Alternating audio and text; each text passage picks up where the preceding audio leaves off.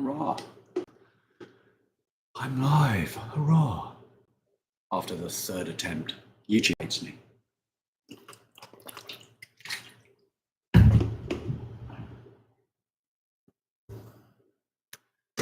Let's wait a minute, see who comes in.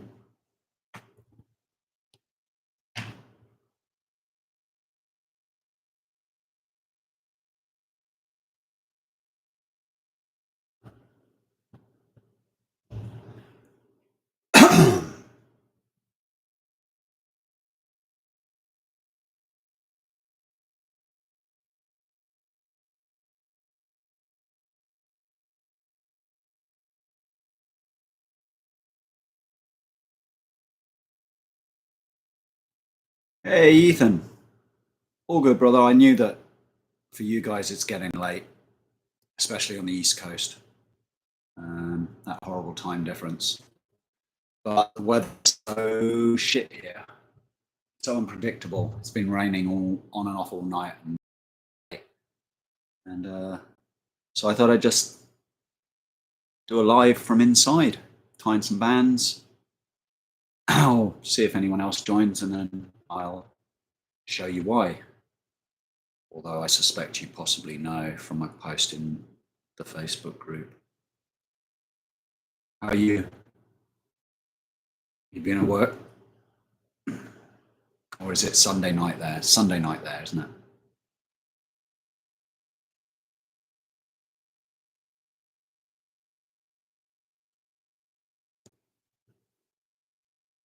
Yeah, man. I didn't get any off yesterday. I was doing other stuff. I was busy pretty much all day on Sunday, and then ended up going to a friend's house and not getting back home till quite late. Threw some food inside me, and then I ended up just sitting in on Mark's stream with Chuckin, and yeah, it was just, I was up for another 3 hours or something. I was up till 2 a.m. insomnia, and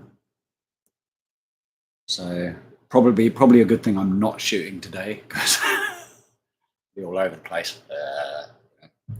Dangerous. So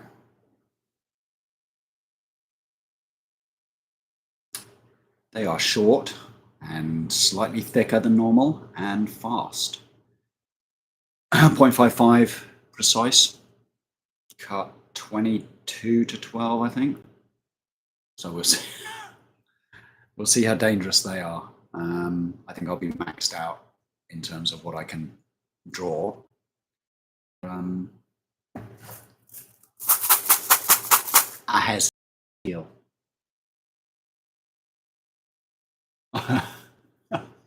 Yeah, man, it's all right. I drifted off towards the end, but I kind of had an excuse because it was like 1:30 in the morning or something. So there you go, Ethan. I have joined the realms of the big boys. I mean, they're not big, but they're bigger than what I normally shoot. So this will be an interesting experience. Definitely got more heft than the 8mm I'm used to. And hence why I'm making some slightly meatier band sets. I also I was hoping a few more people would join because I wanted to show you guys my jig. Okay, so this is my jig.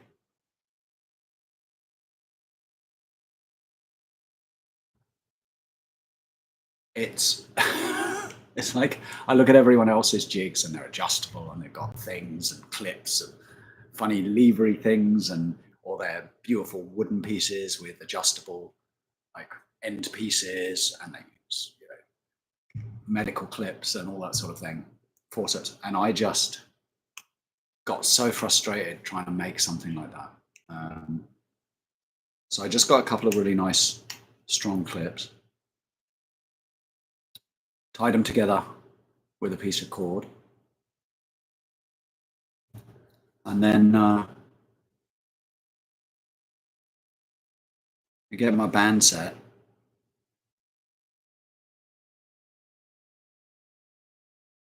And then clip it on. Let's clip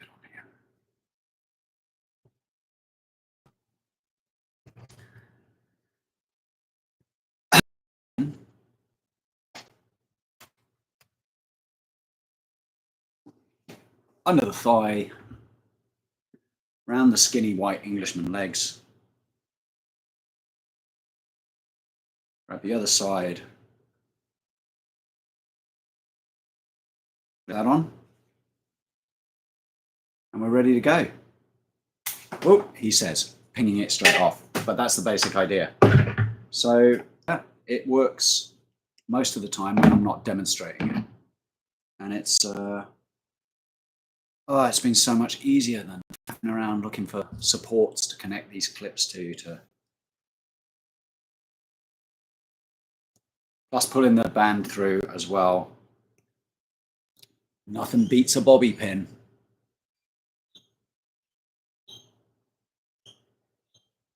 Like everything I do is a hack somehow. It's like just whatever works is what I use. And in this case, this was the cheapest, quickest, easiest, and most reliable way of doing it without me building a piece of kit or buying a piece of kit. So building a piece of kit right now, I don't need any more crap that I've got to store. So basically, this was the easiest way of doing things. So why haven't you done one, Ethan? I mean, like it's just a couple of bulldog clips and a piece of paracord or a piece of thread. You should do one, man. It's the other advantage of this is it's so portable. I can just stick it in.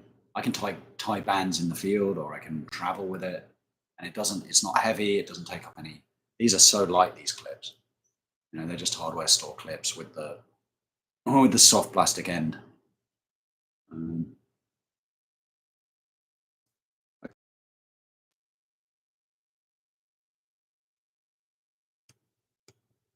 They're all lined up.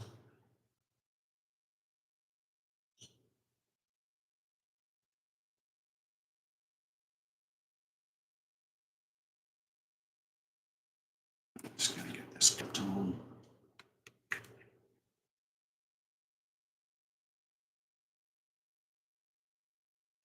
Yeah, I'm channeling my my inner Rex.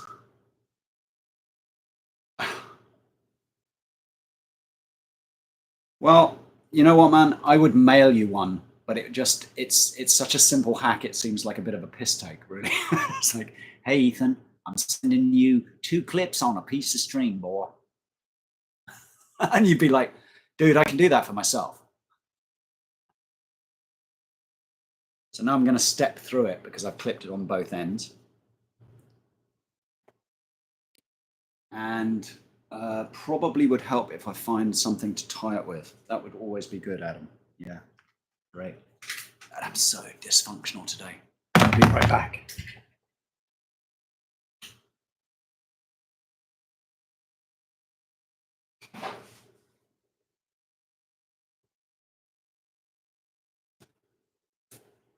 Okay, got me, what's this? Got my orange elastic. Let's just cut myself a nice length of that. I'll get dressed in my jig again. Just jump through that.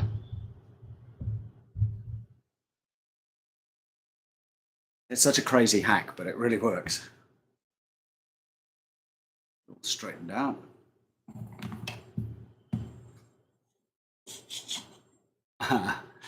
You don't need to worry about that, Ethan. If I don't know about ECST. I really want to get out, but I don't know. And if I do, well, there will be lots of fun exchanges and chat, and gifting can occur then. I'm not interested in people paying huge amounts of money to send anything to Australia, especially unless I'm paying the shipping. You know? Can't really afford that. It's so expensive. So you see that? I just don't need to see me tying the set bands. You just need to see me fiddling around dysfunctionally. There we go. That'll do. So I normally do a couple of lowish tension wraps. And then I go full extension on this elastic thread and go around another few times. And I kind of generally keep going till I've got about a 1/16 of an inch wide tying area. And then square knot, square knot, square knot. And then trim it off. Job done. And you get another piece and do the other side. So when I'm on form and my thumb isn't hurting badly, I can get this done pretty quickly. Oh, I know about packages getting lost, Ethan. It's insane.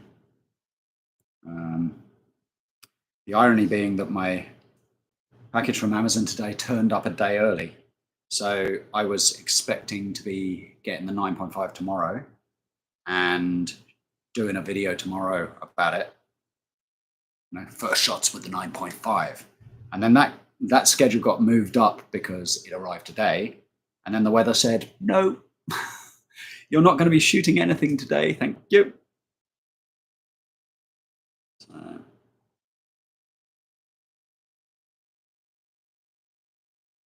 those Omega tube shooters, man, they were really beautiful. And I looked online thinking, should I buy one? I don't have the money, but it's like looking at things you can't afford is almost as good as retail therapy. So I got online to look at them yesterday and they're all sold out. Hey, Chad, thanks for dropping by. You just, you missed me and Ethan. Well, you missed me showing off my thighs to Ethan. There's been no sniffing going on. Right, I'll turn this up a bit. Okay, so there we go. Boom. Shall unclip that little sucker and trim it down and show you my handiwork.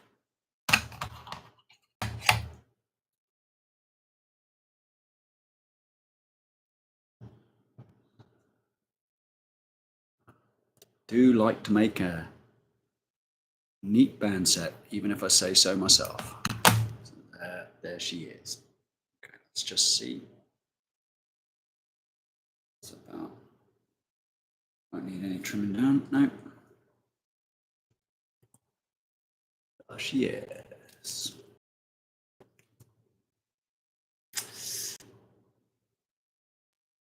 Oh man, yeah. I just want to try one. Although now I've got this 9.5. So, Chad, latest arrival. This morning I got a heavy, and I opened it up.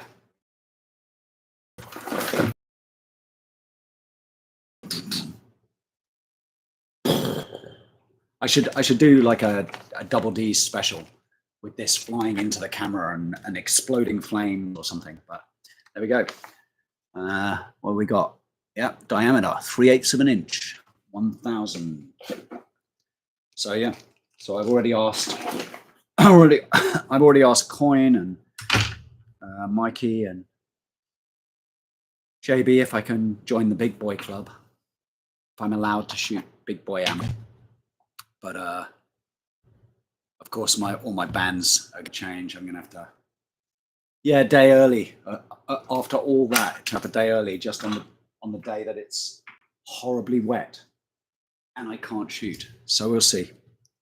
But yeah, definitely. I've already kind of played with, because I've got some pouches here for 9.5. That's what I should play in or play out of.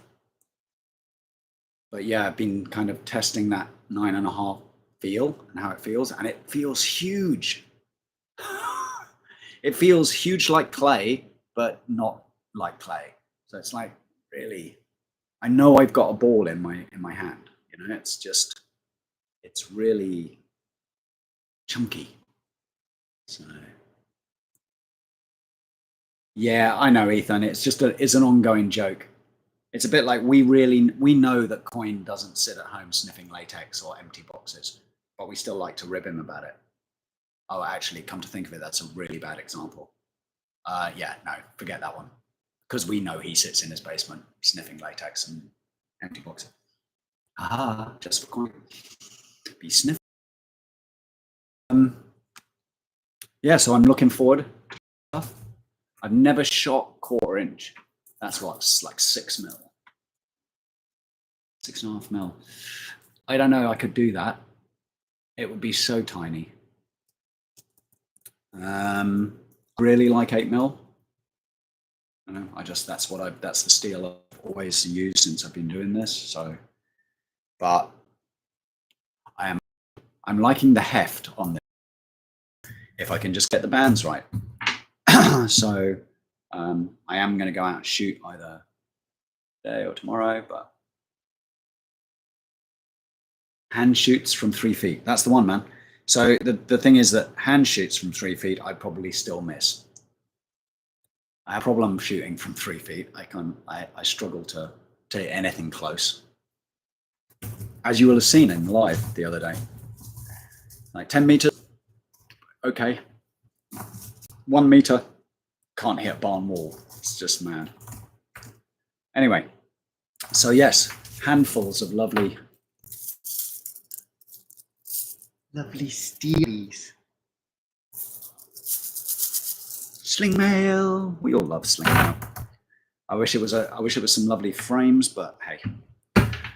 So yeah, I've got a couple more of these bands. I'm gonna stick into a pit pouch.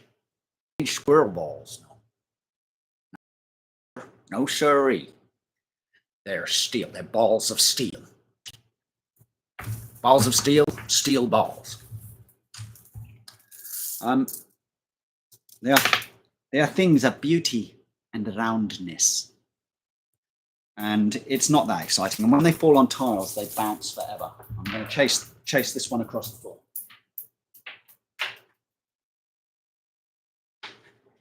And I heard another one go. Oh my God, they're getting everywhere. I shouldn't get my balls out live. I'm going to get banned now for talking about getting my balls out live. I'll have to look later before I trip up on it. So yeah, consequently, Rex, I am tying bands with a little more oomph, just to make sure that I know those look really short for you, but the balls all over your house. Yeah, that's the sort of thing. That's a conversation stopper in polite company, isn't it? Really, Ethan. That's great. You go out for dinner. What have you been doing? Oh, I don't know, just collecting the balls that I store all over my house. What kind of balls? Oh, you don't want to know. All sizes. So it's proud of me. It's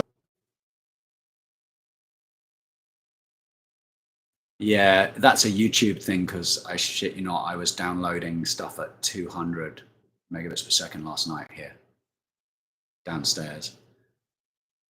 My friend is watching a movie, but I don't know. Just let me know if you don't know what the hell I'm talking about and you need me to repeat the middle bit. So yeah, anyway, Rex, this is partially a hack video in tribute of a favorite hackster, which is you. Yeah, I mean, you are the hack target man for me anyway. You're like, I've got another hack for you, and you drill a hole in something, and then suddenly it's a slingshot target. Or I've got another hack for you, and suddenly you're storing ammo in the middle of something. Yeah, so this is my hack. I'm tying bands with my jig, which apparently to Ethan was not a surprise. I was really proud that I'd come up with this idea, but obviously I didn't come up with this idea. So this is the Adam hack. This is the first Adam hack that I've come up with. It looks like a jump lead, but it is my only jig for tying. And so when Rex Hackman, that's absolutely his new name. Bobby pin, good old Bobby pin. You are an old hack, mate, but we love you, buddy. It's just, we love you for being an old hack. That's the whole thing. It's brilliant. So winner, winner, chicken dinner, mate. So I'm going to slide that through my bobby pin. Job done. And Carlo.com was the first I saw do it, and then I think can Vandal do it? Okay, cool. I didn't realize that. I've literally been doing this stuff for I think 9 months now, as in slinging at all. So, and initially I had bands, so I didn't really time myself, and now I'm tying my own, or I have been for a long while. But this is I was really pleased to basically just suddenly one day I was like, why are you trying to do it this way when you can do it this way?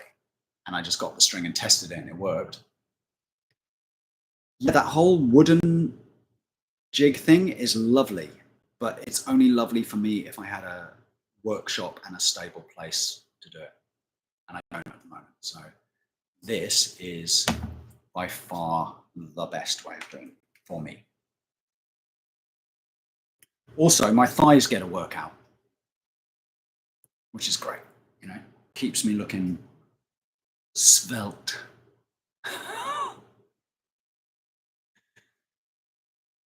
Okay, let's get this sucker clipped on there. Beautiful.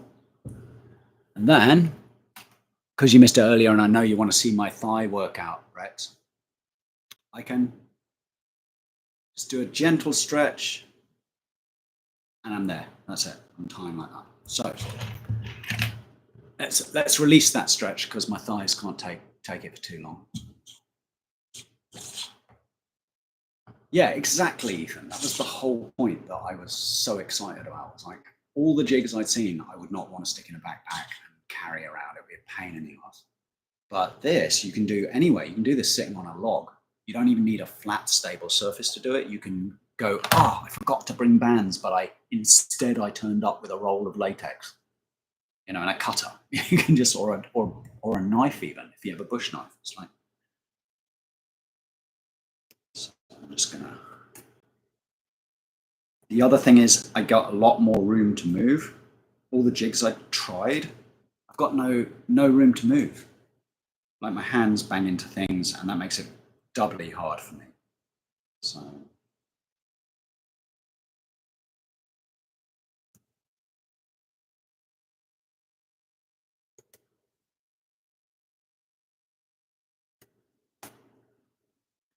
you'll have to forgive my arthritic hands fiddling around trying to do these knots. But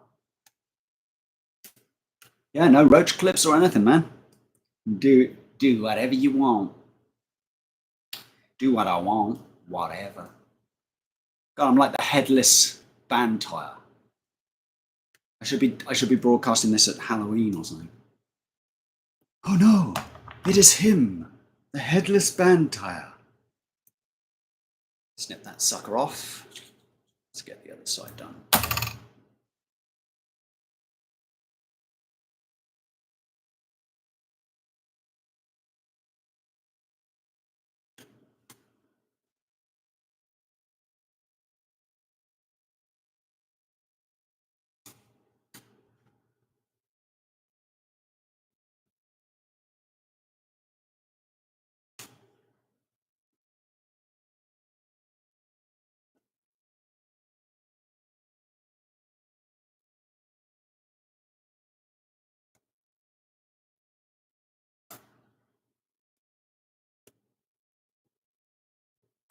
I will actually get this second knot done at some point. It just keeps being a pain. There we go. Let's get that. It's done.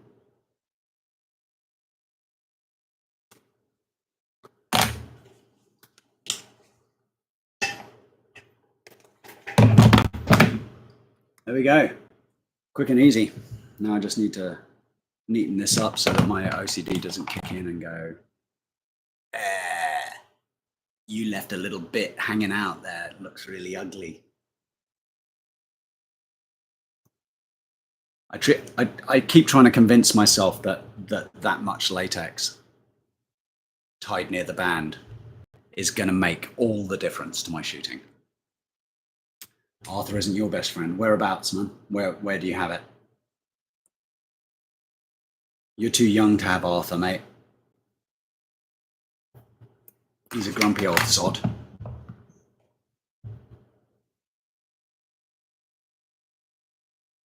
Beautiful. It's a thing of beauty. There they are. So, yep, 2 band sets tied up.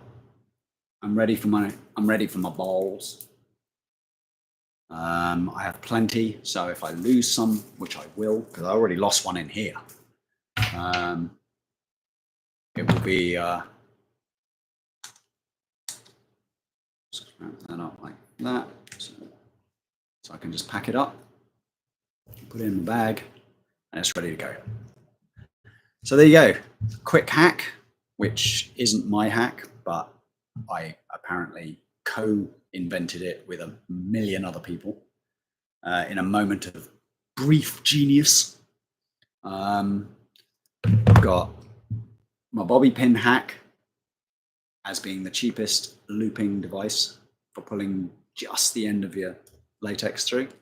And apart from that, it was really just a chance to say hi to you guys and say I wish I could be outside shooting with my new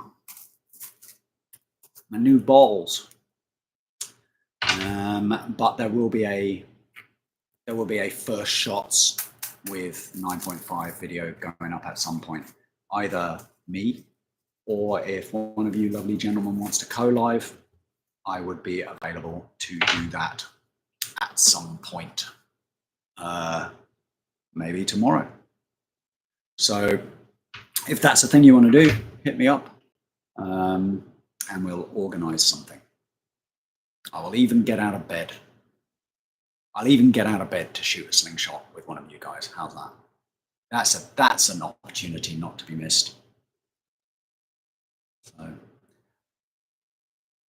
and there was a box of years broke every bone in my hands. Yeah, well, that sucks, man. Why do you want to do that? Why would you want to do that, eh?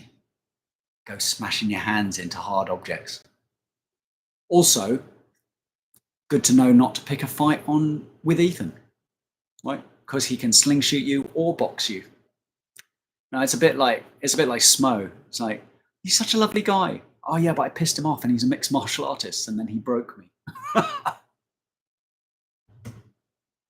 Cold and rainy for a few days. Out in West Virginia, mate. It's cold and rainy.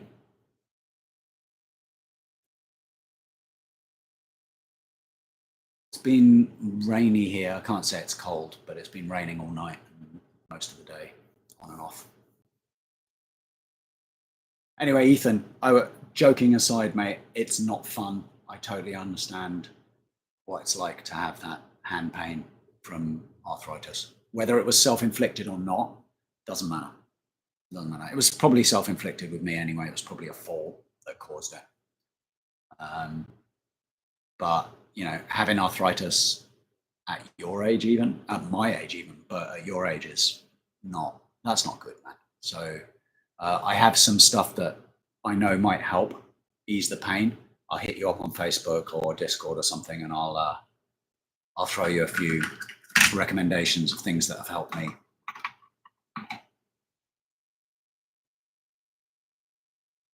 That's really impressive, man.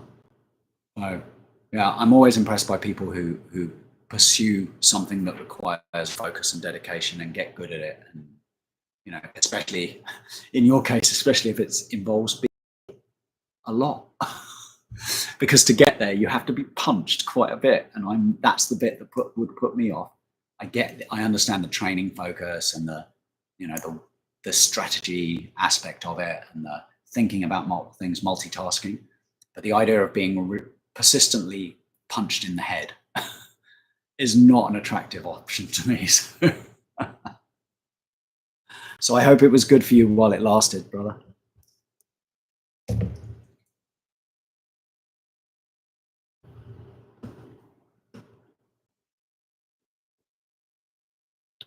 Yeah, I didn't realize that about Benji, because he's such a, I'm sorry, I keep looking off because I'm reading the chat. He's such a quiet spoken, gentle, easy. He's like, he's just such an easygoing guy, and he chats, and he's like, so then, guys, so what got you into slingshots then? Tell me a little bit about your childhood.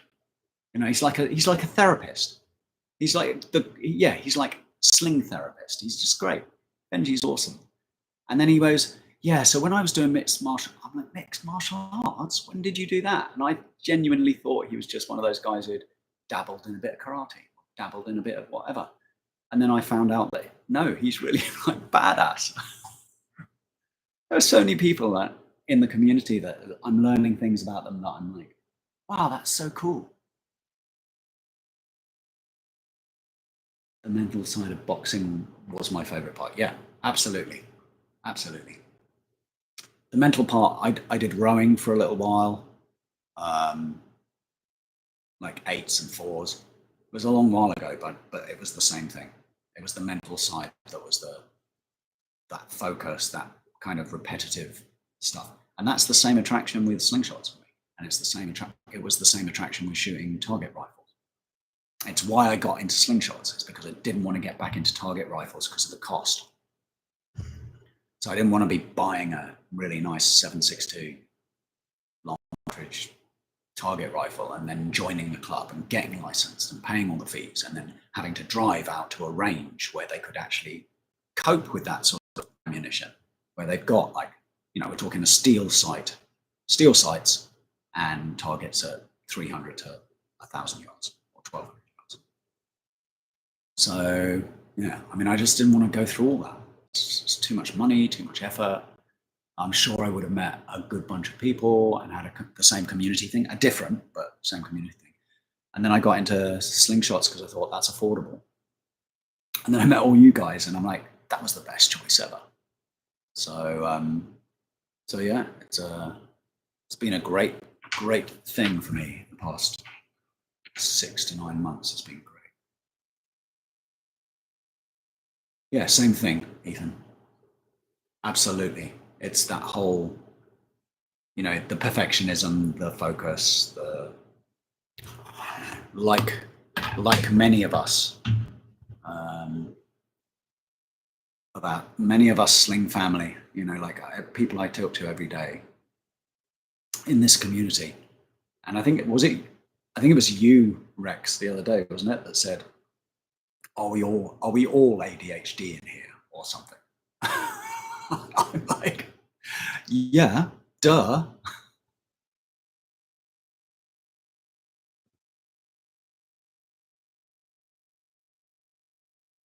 So I am paying attention to the chat. I'm struggling to read the latest chat because of that annoying heart that sits on the right hand side. That's great. Thanks, Ethan, for pushing Rex's comment up so I could actually read it. I bought Coyote gun 1 inch. Away at 900 yards. Nailed right.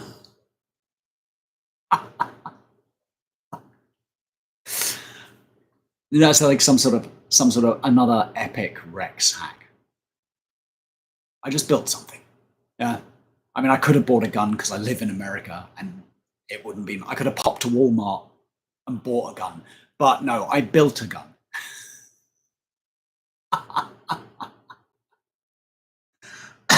oh, so funny. You guys and your pew pews. You rock.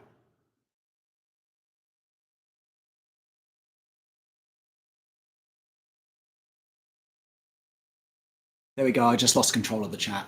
Ethan and Rex are off talking deer hunting now, so I'll just enjoy, guys, because I know nothing about that stuff. I have never ever been involved in anything that involved chasing animals through the bush beyond with a camera.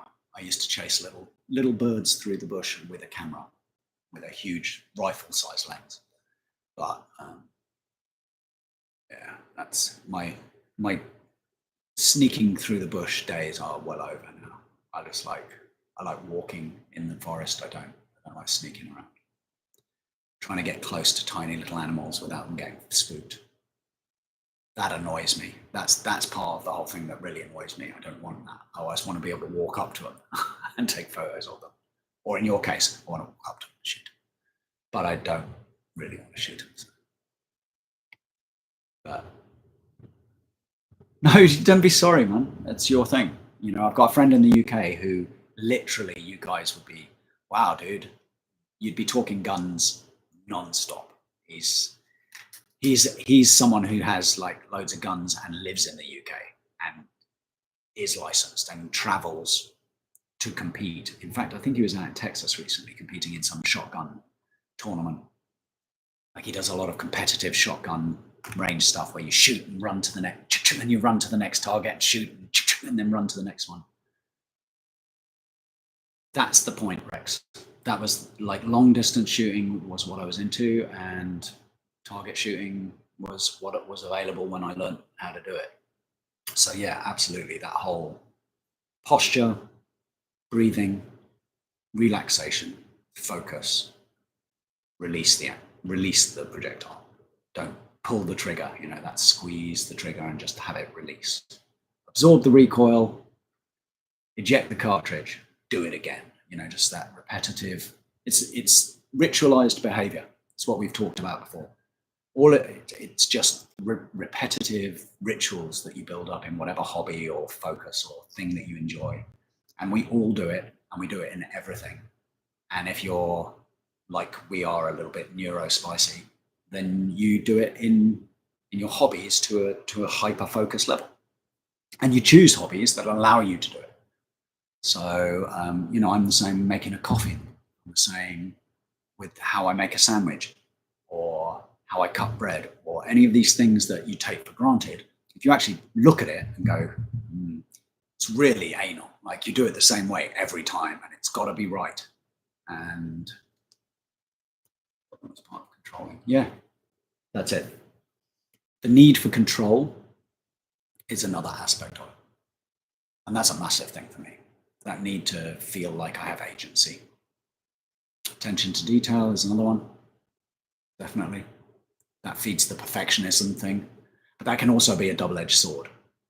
So the attention to detail, you can get sucked into that, and that's great for hyper focus. You finish, and then the self-criticism kicks in, and you go, that's not quite perfect. I've got to go back to that and make it perfect. And then you go back to it and keep going. And then beyond a certain point, you ruin it because you've overworked it. And then you're like, I've ruined it. And then you want to start all over again. You don't want to salvage what you've got and go, oh, it's okay. It works. It does what? You know, you start again. You've got all these half-finished projects or, well, that's me anyway. I mean, I have lots of half-finished projects because I get to that point where I'm like, I'm not really happy with it. And I can't salvage it. I can't save it. So do I really want to finish it? Because it's not perfect. I'm having to teach myself not to be so critical and then make it good enough. Because if I can make enough that are good enough, then I will be comfortable to be a little more critical. Does that make sense? Maybe you're just sitting there listening to me going, he's just talking bollocks again. In which case, you'd be absolutely right. So I am going to go and get a frame and put these suckers into it. I shall be back in a second.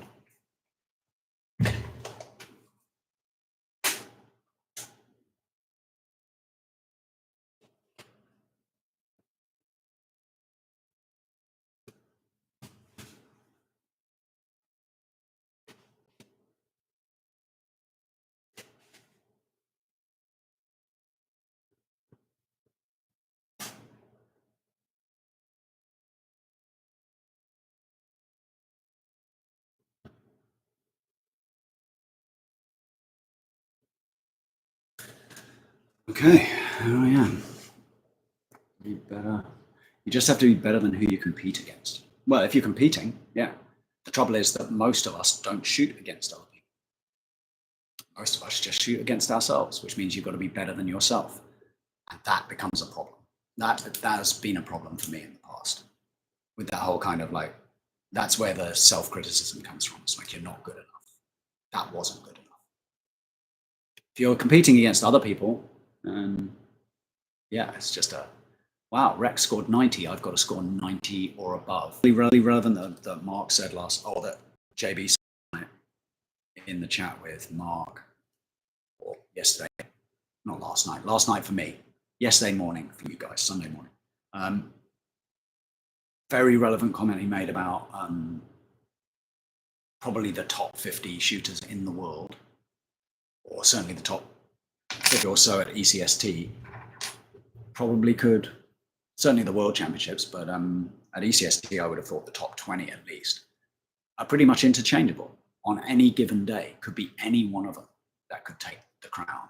You know, Jose could be like an absolute monster shooting the Spanish knockdown and then just blow out everything else, and vice versa. You know, Mikey could kill the wood scores and nail it, and then just come out with a score that shocked everyone, including himself. And he's like, "Wow, I beat everyone."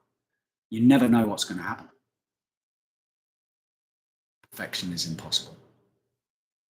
Yeah, I mean, I guess perfection is very subjective. I think that's the point. So, you know, what someone considers perfect, someone else may consider to be absolute crap. You guys have both seen this frame, so I'm not going to, but it is in good light, so you can actually see it properly now. So this is the frame that that Christian sent me. So, and that's that really old piece of hardwood in the center that was from a railway sleeper in the core. It's very sweet, but it's a bit too big for me.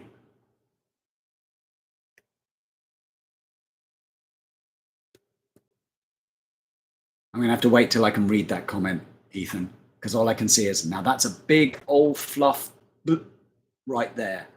It's really annoying, that heart. Maybe one of you knows how to get rid of it. Rex, you've done enough lives. That annoying heart in the chat, how do you get rid of it? Can you get rid of it? Because I don't use it in my own chat, and all it does is stop me reading the bottom comment, the right hand of the bottom comment.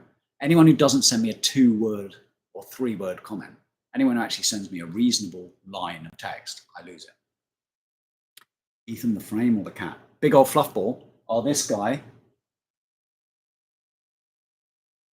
He is. Yeah, he is. I didn't realize he was in view. This is Boots. Say hello, Boots. Say hello. He's yeah, he's my he's kind of my landlord's, the guy I live with. He's their cat, but he's adopted me because I pay him attention. So he comes and hangs out with me, and then I'll go in my room and he'll just come and sit on my bed. But he's a shedding fluff ball.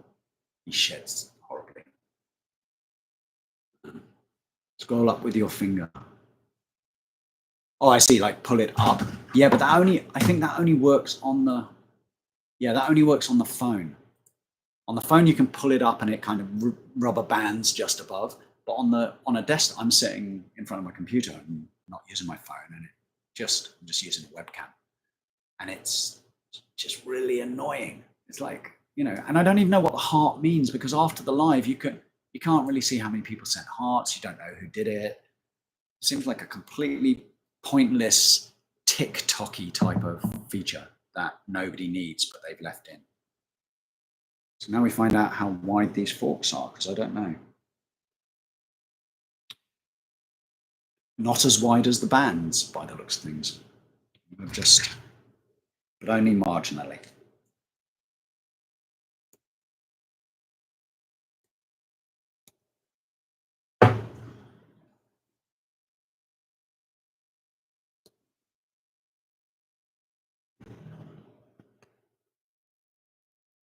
Let's get this sucker, put it in here.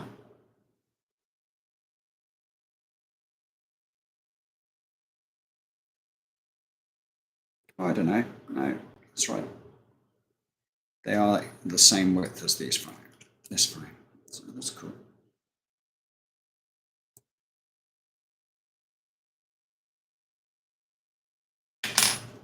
Sucks to be you, use a phone. Well, I do everywhere else. What did I just do? I did that thing where I pickle forked the I managed to flip it round on one side, focusing on the abuse. Oh, Rex. I already hate myself enough, mate. Please don't. Please massage my fragile ego. Don't abuse me.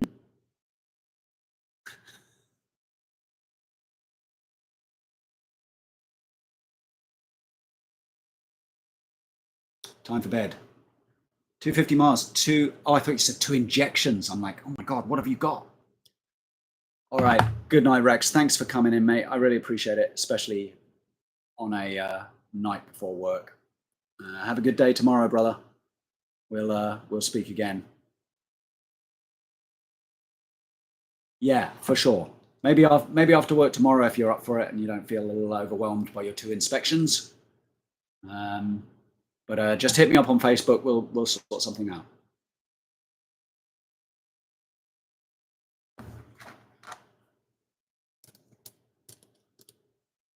I'll just notch this one in here, and then I'm going to let you guys go to bed anyway, because I have little else to show you or share. Well, I have lots to share, but nothing you'd want to listen to. No, Rex.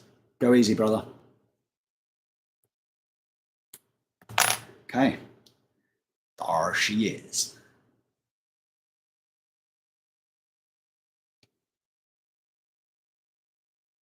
Okay.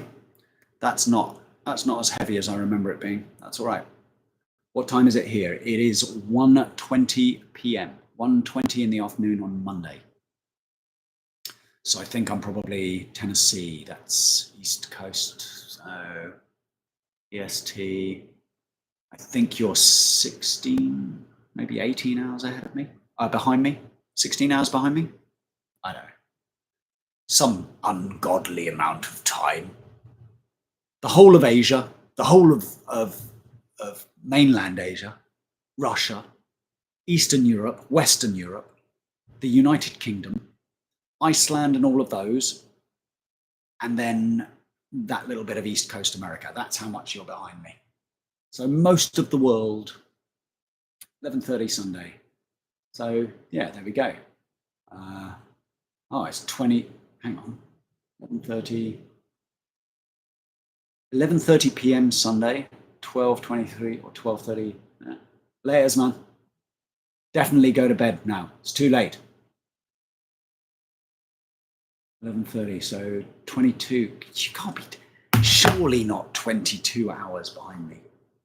11:30 at night. No, what the fuck is that? It's so hard for me to work this shit out. 13 hours. Thanks, Chad. Whatever. Is that 13 for you? That's 13 for you, right?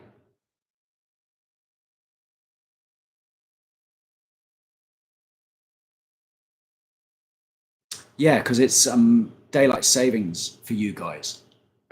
You get that whole time change thing. I don't get that because I live in Queensland. If I lived in New South Wales, I would get it.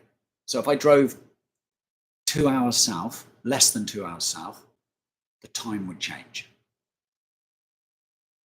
So I can drive for half the year, I can drive 2 hours south and the time changes by an hour, which is mad.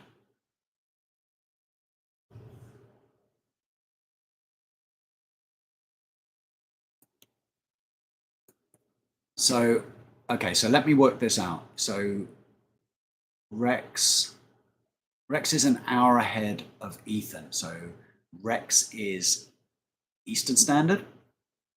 Ethan, you're what? Central? Is it Central?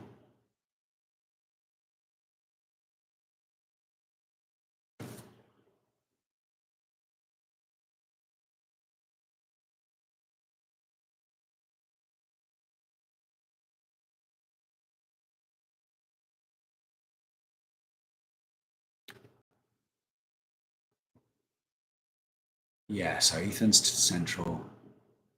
Rex is Eastern Standard. Or you're Central as well. It's so confusing. You know, it's like Australia and America. Anywhere where there are multiple time zones in one country, things get confusing. And we confuse it even more by having half the year we have multiple time zones across the country, as you would expect in a big area, but we have multiple time zones north to south for half the year because some parts of the country don't observe daylight savings, like where I live. So I never put the clock back, I never put it forward, I never have to worry about it, which is actually really sensible. Having lived it, it's really sensible. Everyone should do it. And the reason they don't do it is obviously because, you know, especially for you guys who live at a more northern latitude, you have this problem where you don't want to be getting up to go to work in the middle of the night because it's pitch dark in the winter, right? And getting home in the dark, and that whole shift of body clock. So over here, it was farmers, I believe, that drove the not wanting daylight savings because they were getting up anyway, because they had no choice. It wasn't about, oh, I feel like driving to work in the light. It was about, well, I have to just go and harvest the crops, or I have to go and get my animals in, or whatever. And they weren't observing daylight savings. So Queensland farmers went, no, we don't want that stuff. So we never took it up. It's really weird. Yeah, exactly. There we go, Ethan. You've only got to go a little way and you end up in a different time zone. Don't be sorry, Rex. Just you'll be sorry tomorrow when you don't have any energy because you haven't had any sleep.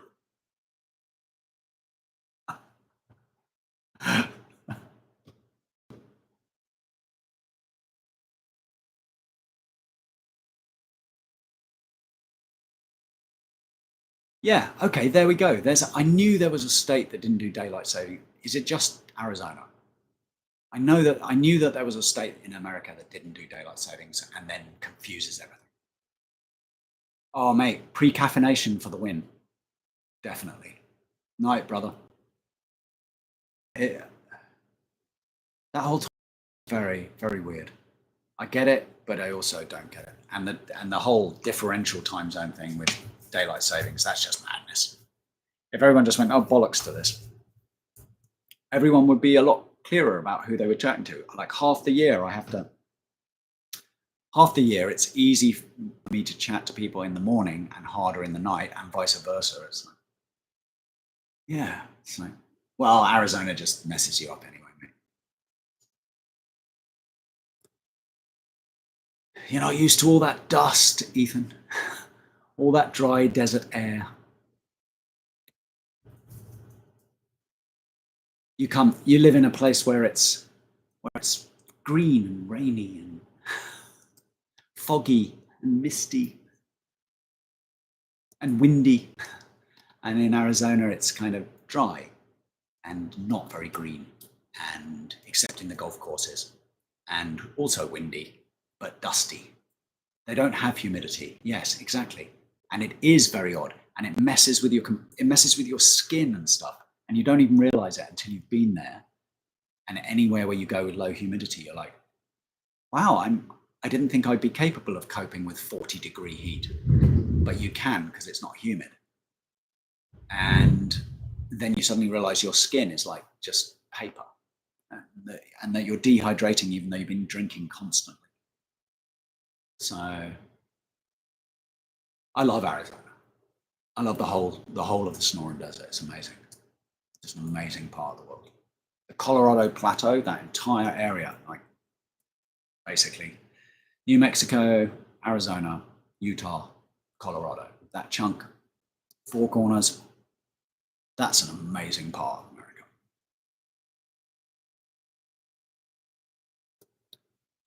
I never needed lotion on my feet at all, but oh my God, it was terrible out there. Well, you shouldn't have been walking around barefoot.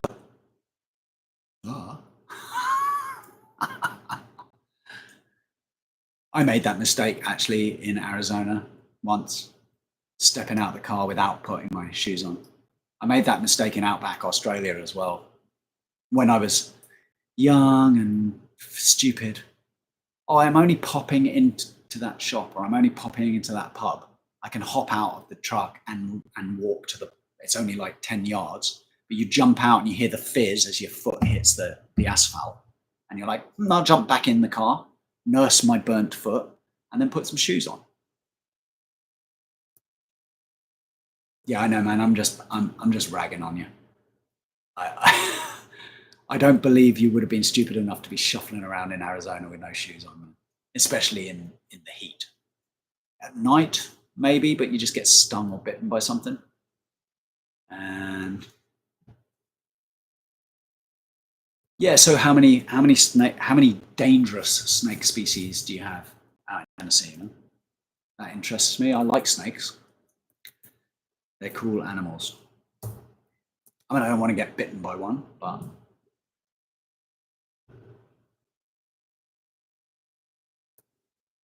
Chad, remind me where you are, buddy, if you're still here.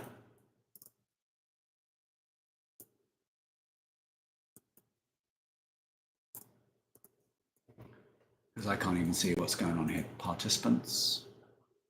It says Rex is still here. You're in Minnesota. That's correct. And I knew that. Because hockey for the win, bro.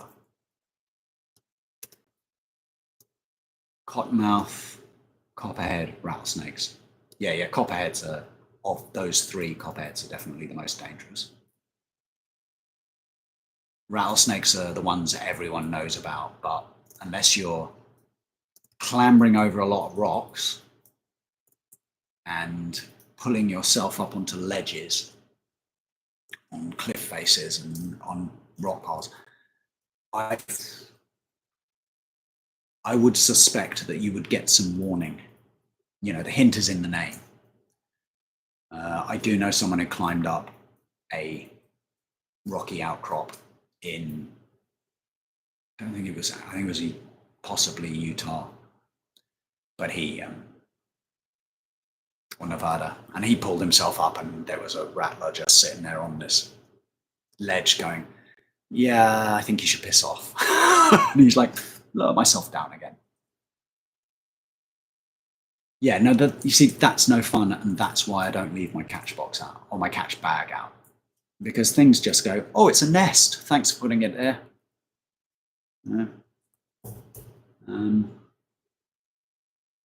Yeah, I don't think I can even tell you which species here are dangerous in Queensland, because I never found any of them to be dangerous. However, I know they are. We have plenty of venomous animals out here. And I am lying. I can name them. They're just not American species. So you'll be like, yeah, never heard of it. Never heard of it. Never heard of it. They're not really famous.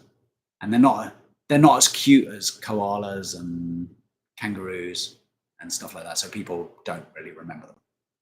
Everything in Australia is dangerous. Yeah, absolutely, mate. Especially the drop bears. You want to watch out for the drop bears and the hoop snakes. They're the worst.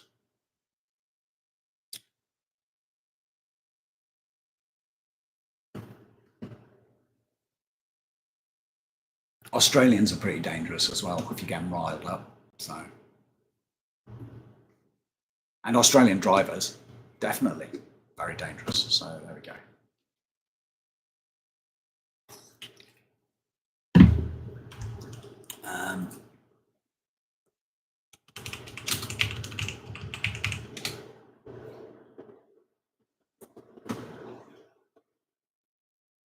Well, in which case, you should be able to tell me what dangerous species I have living with me in Queensland. Then.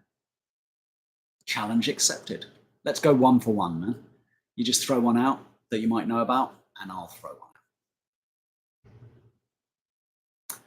one. Since Chad and I are hockey fans, do you follow the NHL at all, Ethan? Are you a Nashville Predators fan, or do you have some sort of weird traitorous association with another state? Chad and I get to compete really, really, really aggressively with a division rivalry over the course of the season. And then if we both get in the playoffs, it'll turn really nasty. Chad will no longer be my friend, and I will no longer be his friend. He will just be like, I cannot speak to you. And if my team should, or if either of our teams should get through and the other one doesn't, same thing.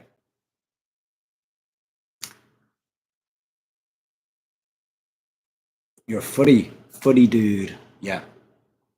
I have a lot of friends who are football fans. I did follow FL for a little while, but I didn't really get into it. I got into it for a little while, but then I don't know, it didn't hold my attention for more than a couple of seasons. And it was quite a while ago. It was before I got into hockey. Now I'm into that. Yeah. It's that and motorsport. The MotoGP season just started, and Superbike season's just started. British Superbike season's about to start. The Isle of Man TT races will be coming up in May time. Yeah. So that'll be exciting. Yeah, boo, hiss, the Red Wings. Oh, Detroit, Colorado. Oh, big rivalry there.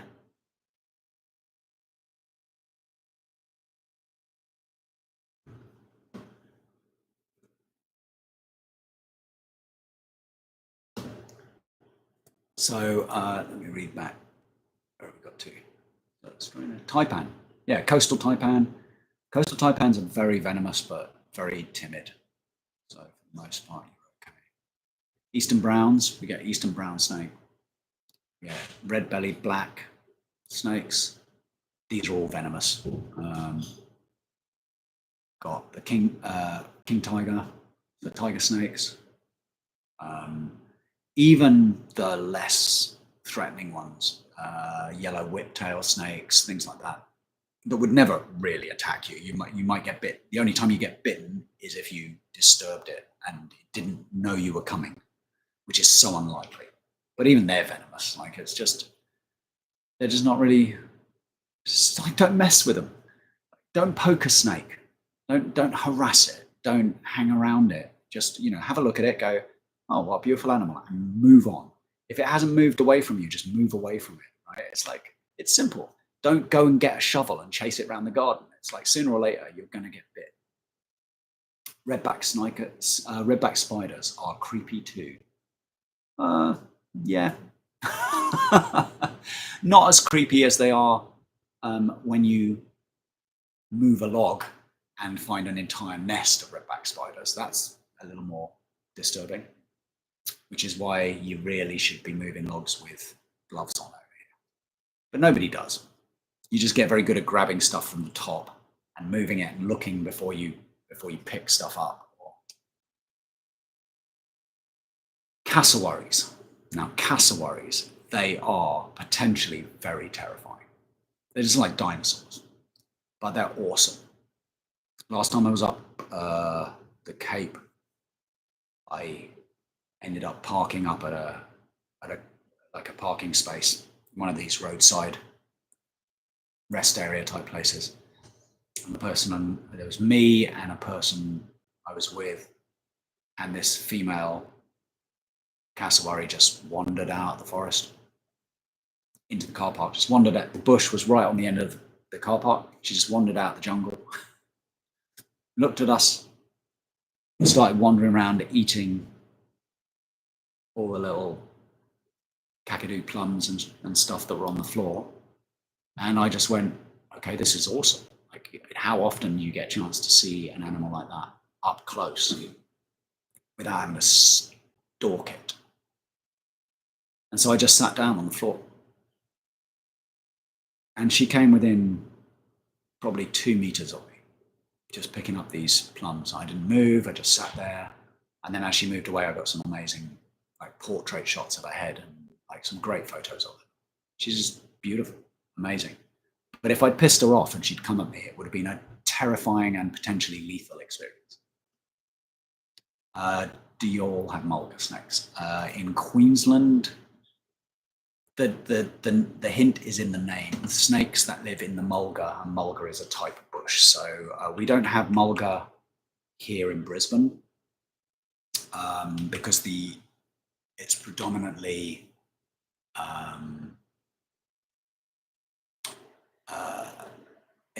predominantly acacias, like an acacia tree is in the mulga brush, and it's like that classic deserty, brushy trees out there, a bit like Arizona. So if you head west from here until it stops being subtropical and becomes more arid, so heading out back, then yeah,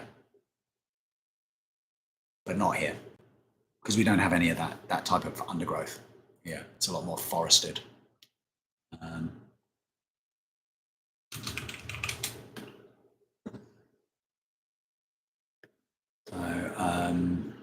We do get,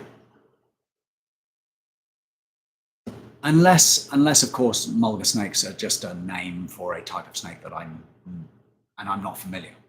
I mean, I know them as mulga snakes, but let me just look it up.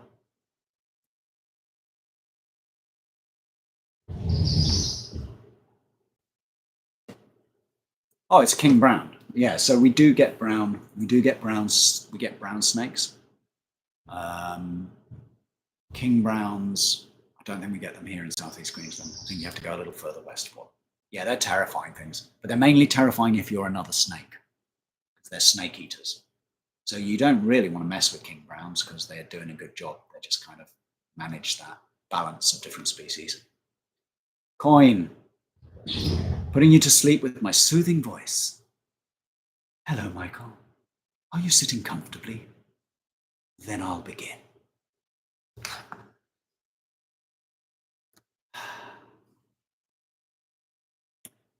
I don't know whether you saw me band that one up. You've seen the frame, perhaps not in such good light there.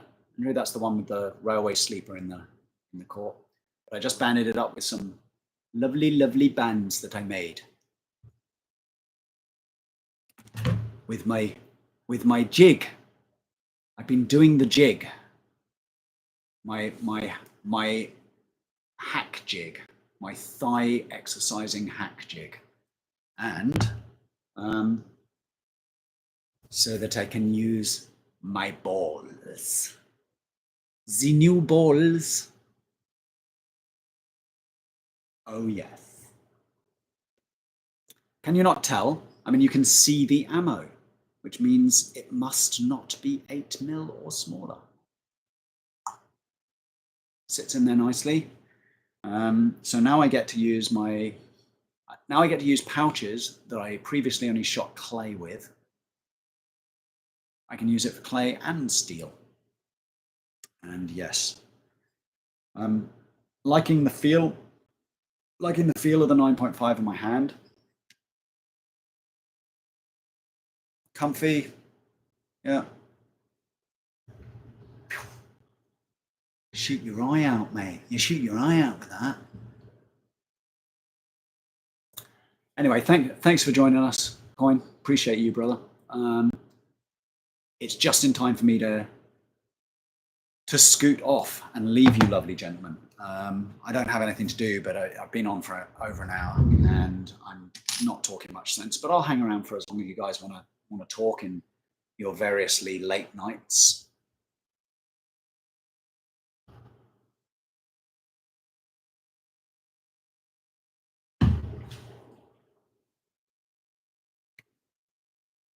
So yeah, there will be a yeah, it's all about you. Yes. No, I'm going to shut it down straight away. Because you turned up, I won't shut it down straight away. How's that then? There we go. Find a reason to be pissed off about that. I know he's just a party animal. I will do a video shooting some 9.5. It will happen. I mean, I don't know. It may just be me inexpertly chucking 3.5 gram projectiles in random directions. Or it may be a co-live with someone. possibly Rex. He's obviously feeling left out, and he mentioned it to me again today. And I do feel bad because Rex and I have been talking about co-living since before I've done any co-lives with anyone else. And we never get it sorted for some reason because he's at East Coast time. It's like the worst time difference.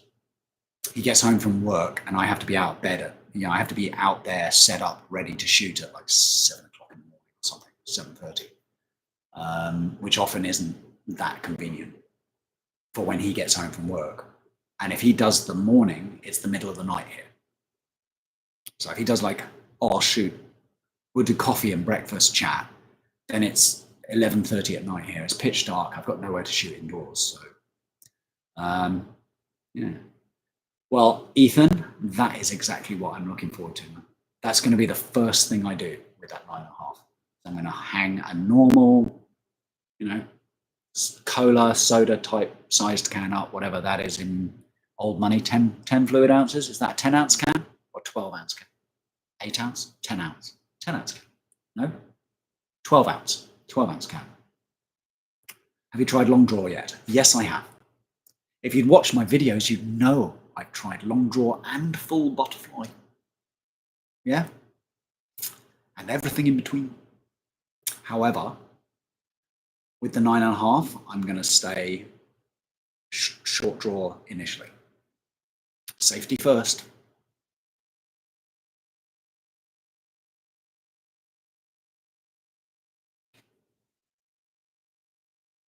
Yeah, it's like, it's so difficult to organize. Did you not, no, seriously though, have you not seen, I think there's a couple of shorts. There's one particular short where it's very clear I'm shooting like full butterfly because I draw and my arm just keeps moving back out of shot. And because the bands were so light and I cut them long and I'm like, oh, I can't even go long draw unless it's like, I'll go. And I just kept going. Mate, I really like long draw. Okay, don't get me wrong. I really like it. It feels good. It feels comfortable. It makes sense. But my accuracy is way down with long draw over short draw for the most part. Yeah, I know. So many darn vids, so little darn time. But yeah, I will shoot some long draw with it once I'm comfortable with getting my band set up for the increased weight. Because I'm basically shifting from, I did it the other way. I shot 8mm steel. I've got 2 gram. All my bands were sorted for 2 gram projectiles. And then I started shooting a lot more clay and I was getting really bad hand slap. And because the bands were overpowering the clay, so I then retrimmed and tapered my bands and went to a new taper and dialed everything in for clay. But then I had to have clay bands and 8mm bands. And now I've got 9.5. I don't think any of those bands are really going to be powerful enough for 9.5. I think I'm going to see drop. Even if it's only a little bit, it will annoy me.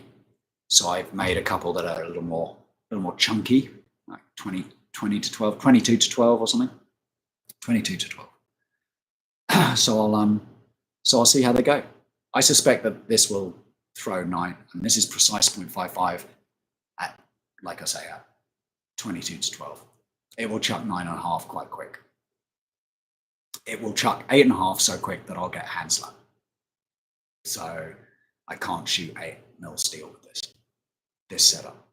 Like Zach uses this sort of taper and this sort of elongation and slightly lighter latex, but roughly the same setup. I see so many people shooting 20 to 12, 0.45 to 0.55, 0.6, and they're shooting 8mm steel. And I'm like, how are you not beating the crap out of the back of your hand?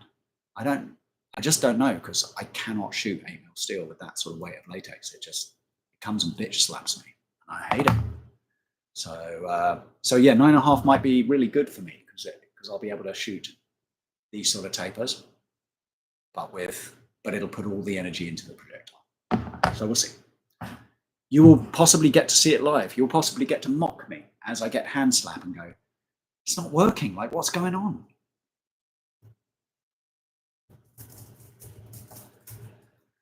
Short draw for your son, it felt so weird. Well, at least you're not forcing your son to shoot long draw. See, Coin would be forcing your son to shoot long. He'd be like, how old are you?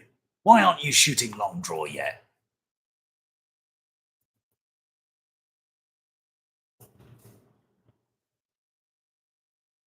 Yeah, so what were you cut, Chad? What did you cut it for 8mm to find out that it was too much? Because it is. This was the first proper latex I ever bought, beyond TheraBand, right? I mean, TheraBand is proper latex, don't get me wrong. TheraBand Gold is good latex, but it's not. This is the first Chinese latex I bought, which is a lot more snappy. It's a little less flabby in feeling. It's kind of one of the reasons I don't get on with the Simple Shot latex so much. It's great latex, but I find it heavy on the draw, and I find it feels, the only word I've got for it is flabby. It doesn't, it feels weird when I draw it. It's like, oh, that's quite heavy. And then when it releases, it's kind of like, whoomph. Whereas this is more like snap. You know, all the Chinese latex I tried was like, whoa, okay, that's really snappy, but it's not quite so heavy to draw, or it's more predictable on the draw.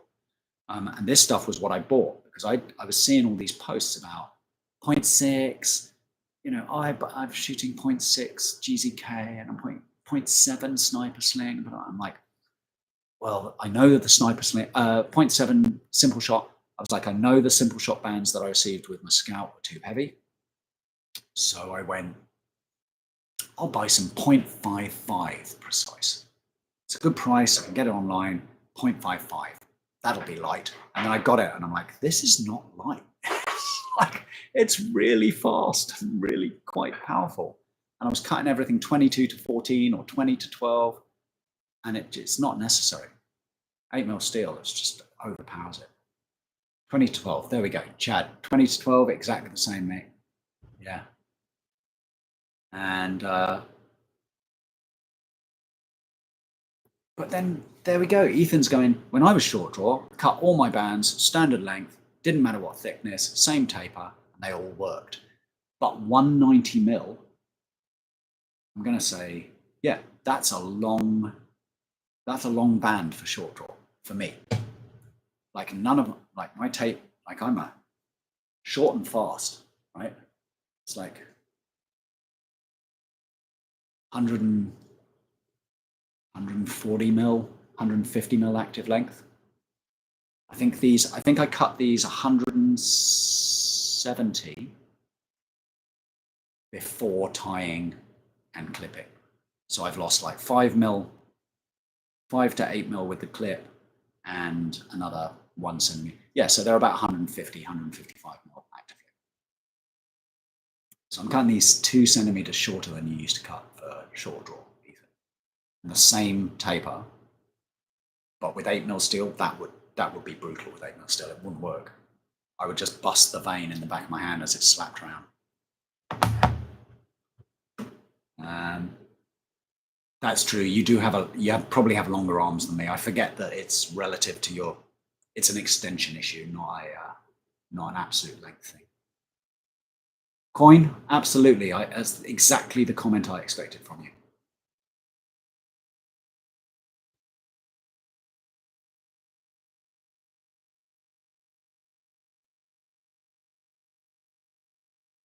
Damn, Ethan. 14 for 20 on a 25mm spinner, what, from 10 meters? With clay. It's a fucking sniper, mate. That's insane. I can't go 14 for 20 on a 40mm spinner with steel, right? And he's 9. That's just made me feel really inadequate. Thanks for that. No, I'm joking. That's awesome. That's amazing. I love hearing about that shit. Just like I love seeing like little 2-year-olds skiing down a slope. You know? going past all these adults who are like snow plowing. You see these 2-year-olds and they're like, because they've been skiing since they could walk. They just got put on skis and they're suddenly really good at it. Yeah, Coin's a lanky dude. Can't you tell whenever he goes live from his basement, he always tries to stay sitting down because he knows that if he stands up, you know, everyone will see him going like this in his basement, and they'll be like, "The man is a giant amongst men."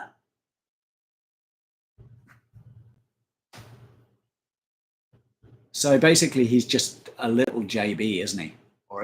He's basically, you've got your own little Tim Henry at home. Now you just need to get him making frames, and you can retire by the time you're 40, man. It'll be brilliant. Absolutely get him making frames and winning competitions for you, so that he can go and get the trophy and go, "This is for my dad. He encouraged me." And you can sit there going, "I'm so proud. That's my son. That's my son, that is. He just beat Jose at the Spanish knockdown." Is he going to ECST with you? He should. The youngest is lazy. The oldest is the builder.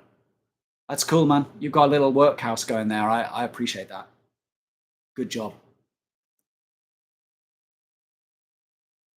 You can. I'll do you a new little bit of branding. You can have like Tennessee Slanging, Ethan and Sons, Master Builders.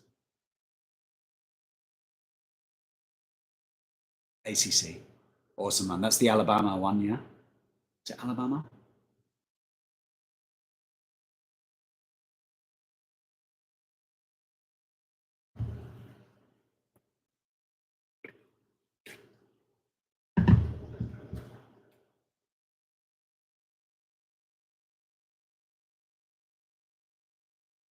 It's not as late over there as I thought it was. I'm not feeling so bad now. Or maybe it is because of the time thing.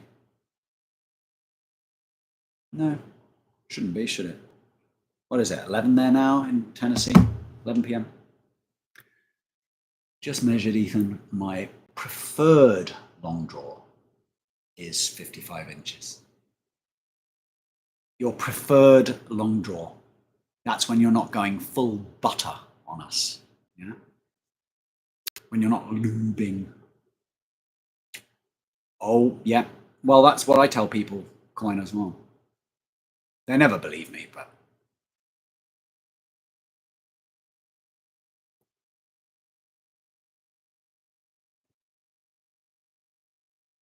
long draw, 55 inches. I'm trying to math that.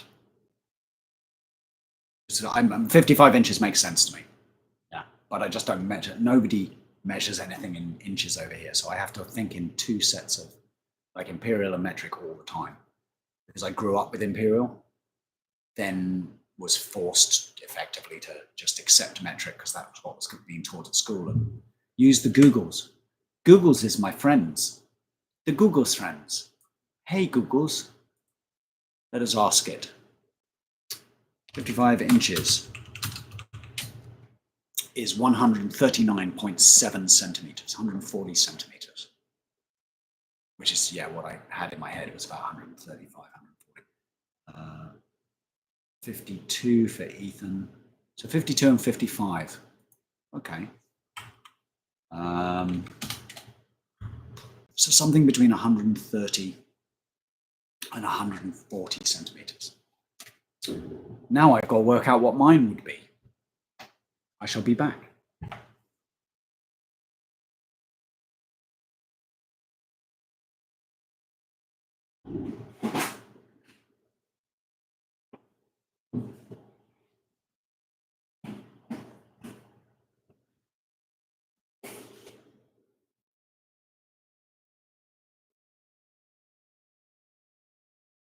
So I don't have a tape measure to hand, but I do have my handy rangefinder.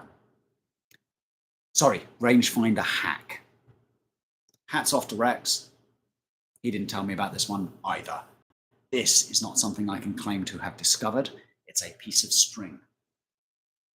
Nor can I claim to have discovered the marking of said piece of string with a Sharpie, the favored tool of your ex-president, in 1 meter lengths. So I'm not claiming anything with this. It's just a piece of string with some marks on it.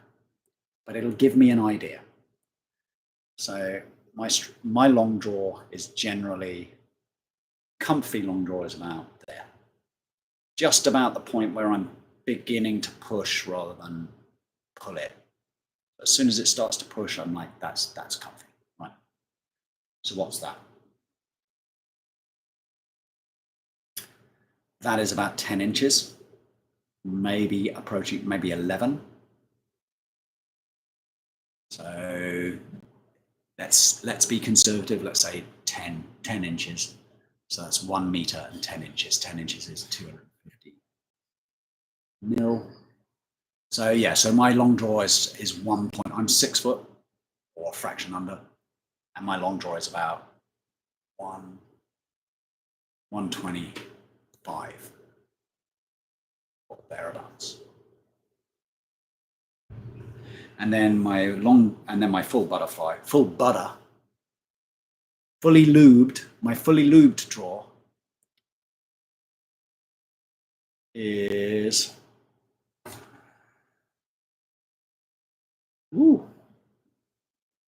about 165, which is weird because I'm actually 182, so maybe 175, might be 170. But I rarely shoot full butterfly by choice. It's latex driven. If I cut the latex too long and I haven't really thought about it, and I go, oh, I could get a bit more out of that. It doesn't feel, okay. Oh, all right then. It's only happened a couple of times. So, but short draw,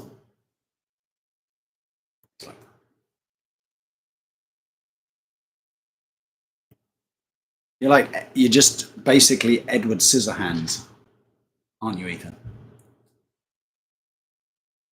With these long.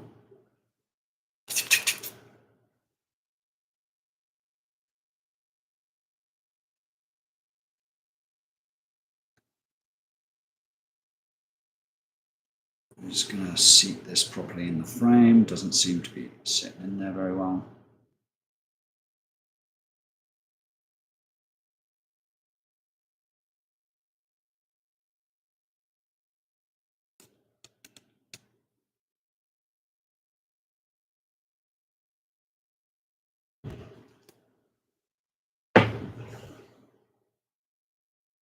But the whole long draw, short draw thing anyway, it's one of those things that, it's a familiarity thing more than anything. It's what I started with. It's how I learn.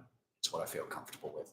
I kind of prefer long draw, but my consistency with long draw, or my lack of consistency with long draw, is frustrating to me. I have probably only once felt like I was really on top of it when I've been shooting long draw and gone, yeah, this works. Oh, this is great. And then I went and did it again the next day and was like, couldn't hit a barn and was like, oh. And then the next day got another butterfly kiss and I was like, oh, really? This is kind of annoying me now. And then I go back to short draw for a while. I've been trying to practice when I go out and shoot clay in the wood. Feel more comfortable shooting long draw with clay for obvious reasons, because if I do mess up, it's potentially less damaging to me or anyone else.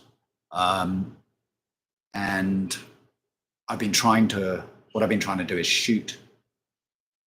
I'll go out to like the little woods course I've set up with the hanging cans and all that rubbish. And I'll walk it one way short draw, and then I'll walk back and shoot long draw the other way. So that's what I've been doing on those days where I go out into the woods.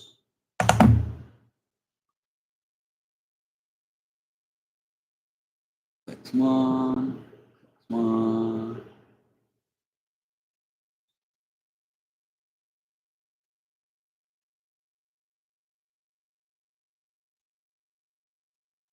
Okay, Coin. Good to see you, brother. Sleep well. Yeah, the whole daylight savings thing sucks. So go set yourself up ready to be woken up at a completely different time to what you think you should be getting up and tuning your body into it again.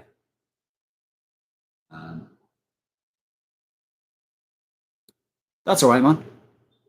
If we manage to connect at some point, I will shoot short draw with you, and then you can ask me to shoot long draw with you. Like you can shoot short draw with me, and I'll shoot long draw with you. How's that? Oh, I see. You should go to bed, but you're not going to. That's what you're saying. Okay, that makes sense. And Ethan's got a lot of Cherokee in him. That's why he's lanky and can't grow hair on my cheeks.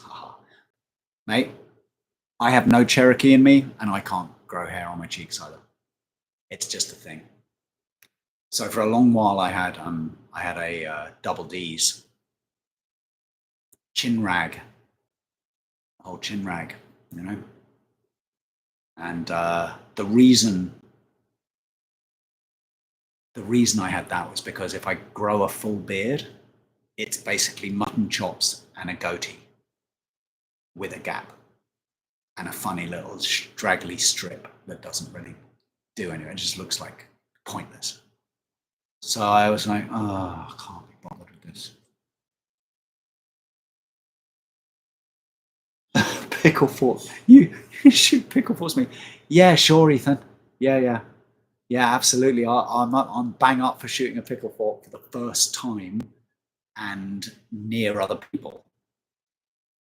You trying to get me done for assault or something? I'm like, it's gonna be a pickle fork would be lethal. If I've never had a fork hit, right? Touch wood, right? I've never had a fork hit since I've been shooting. But if I shoot pickle fork, I guarantee I'll get a fork hit. That'll be the first time. It'll be like they said to twist and tweak and I'll end up like this. And I'll probably get a butterfly kiss, fork hit, and rebound it with a piece of steel in my face or something.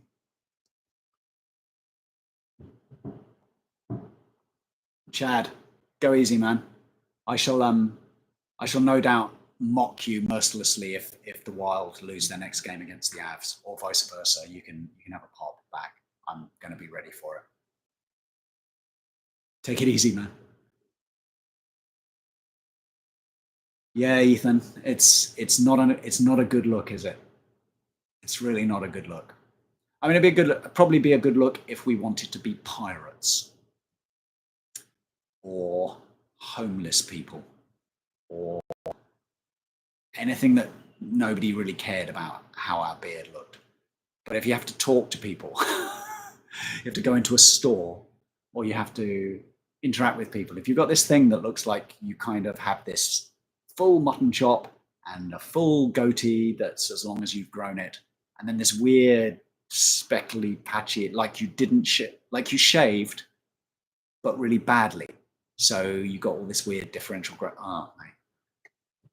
This part of my cheeks just remains pretty much hair free all the time and just can't grow a beard. But at some point, I'll send you I'll post a picture of me on the Discord, or I'll send it to you on Facebook or something, and you'll be able to see the chin rag from hell. But I promise you, would have made Dee's proud. And it was great with an eyebrow raise. That's a long beard. Sit there stroking your beard. How interesting.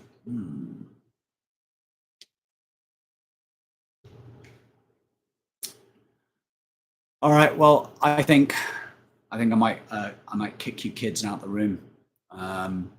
It is 2:00 here. Couldn't grow sideburns for years. Always had a bald line by my ears. Well, like right there. That's a weird one, you see, because I have like a weird dark line where the hair is darker there.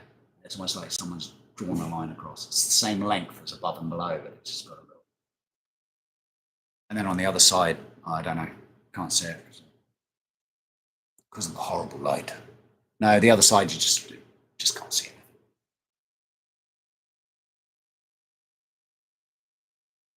All right, guys, I'm going to wind this up. I've been on for over an hour and a half. I've shown those people who are interested the things that I was interested in showing the people who were interested. I've shown things that people weren't interested in to people who were not interested in them, despite the fact I'm interested in them. And I've not shown things that we're both interested in to people who are not interested in it. And if you followed that, then you were probably a lot more interested than I was. So go easy, friends. Have a fabulous night of relaxation, sleep, obsessive overthinking, whatever is good. Yeah, be kind to yourselves, be kind to your families, enjoy, be happy, hang with your friends, and I shall indeed smell you later. Latest, friends. Bye.